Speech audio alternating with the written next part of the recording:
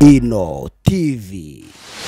Murakoze, nitwa Mukamazimpaka Tamari, mfite ubumuga bwo kutabona bwanjeho kuva ndi umwana muto, ariko mu bino mu byiza ndashima Imana. Abantu badafite ubumuga dore ibyo bakwiriye kwibuka. Ubumuga si igihano cyangwa igisebo, ubumuga bushobora kuba kuri buri wese. Imana idusaba gukundana kandi twese. Urukundo ntirusaba amaso cyangwa amaboko. Urukundo ntabwo rusaba amatwi cyangwa ibirenge. Urukundo rudusaba gukunda Imana. Abafite ubumuga bashobora kuba abanyabwenge, abacuruzi, abaririmbyi, abanditsi, abarimu n'ibindi byinshi igihugu gisaba abadafite ubumuga. Abadafite ubumuga mukwiriye kwibuka ko amagambo yanyu afite imbaraga, akatugiraho ihungabana kuri twe dufite ubumuga.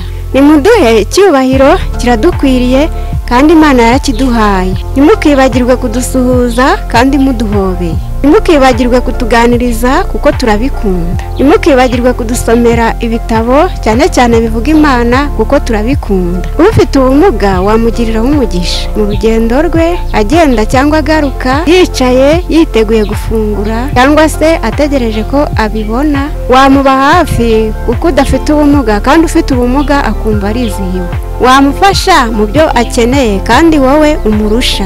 Urugero, kumufasha kwambuka umuhanda, umugeza mu rugo aho atuye. Niba ugiye gufata amafunguro burya mwasangira yanezerwa, umwibwira ni iby'agaciro cyane mu buzima, arabikunda. Abafite ubumuga bakunda kumva kandi bagatega amatwi, ikindi bakumvira.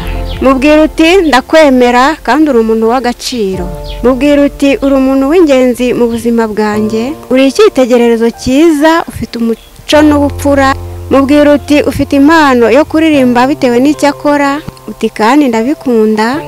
Ufite ubumuga wamuba hafi mu buzima bwa buri munsi cyane ku byo umurusha. Ufite ubumuga mwahasangira, ufite ubumuga mwajyana gusenga, ufite ubumuga mwakina umukino yewe ukawumutoza, ufite ubumuga wamwisanzuraho kandi akumva arishimye, inyungu ziba ari izawe kandi ijuru rirabikunda. Ese abafite ubumuga twakira dute urukundo mudukunda mwebwe mudafite ubumuga? Abafite ubumuga twakira urukundo mudukunda neza, twumva ko dufite umuntu wuzuye kandi udukunze. Nta kintu kitunezeza nko kutubwira ko mudukunda. Twumva dufite umutekano, twumva nta hungabana rituriho, twumva twizihiwe nubwo dufite ubumuga. Muduha icyizere cy'ejo hazaza nubwo dufite ubumuga. Abafite ubumuga rimwe na rimwe turabumva, ariko kandi tugashidikanya ku rukundo rwanyu. Ni imbaraga zanyu rero kugira ngo tumenye ko mudukunda. Nk'uko Imana yakunze abari mu isi cyane, byatumye itanga umwana wayo w'ikinege kugira ngo umwizera wese atarimbuka ahubwo ahabwe ubugingo buhoraho. Icyo natwe turacyifuza ko mudukunda nubwo dufite inenge, kandi ijuru niryo rizabibuka. Mu magambo yoroshye, utagira urukundo ntazi Imana, kandi ufite urukundo wese abaza Imana. Abadafite ubumuga mukwiriye kwibuka ko kugira ubumuga ari imiterere nawe wagira. Abafite ubumuga dukwiriye gukundwa rwose, kandi si agahato, nta nubwo ari itegeko, ahubwo ni urukundo watirwa n'Imana. Reka rero nkubwire amagambo 15 wabwira ufite ubumuga kandi akishima. Irya mbere, uri umuntu w'agaciro cyane.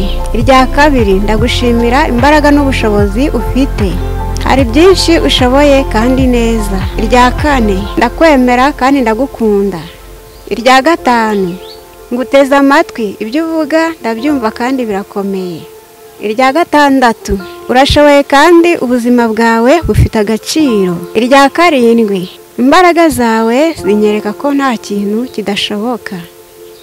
Irya munani, kuba uwo uri wowe birahagije kuko nta gihindura iby'Imana yagennye. Irya 9, uri impano nahawe n'iyaguhanze. Irya 10, mwemera kuri byinshi kandi ndakubaha. Irya 11, nishimira uburyo ubaho n'uburyo witwara. Irya 12, uri umuntu w'umutima mwiza. Irya 13, ngushimira uko wubaha abandi. Irya 14, nkora ku mutima pe. Irya 15, ndakwiyemeje muri hafi mu buzima bwawe. Murakoze, nimwifuza ko nzajya mbaganiriza kuri iyi ngingo y'abafite ubumuga, muzanyandikire cyangwa se mumpamagare kuri iyi nimero 078 76 94 54.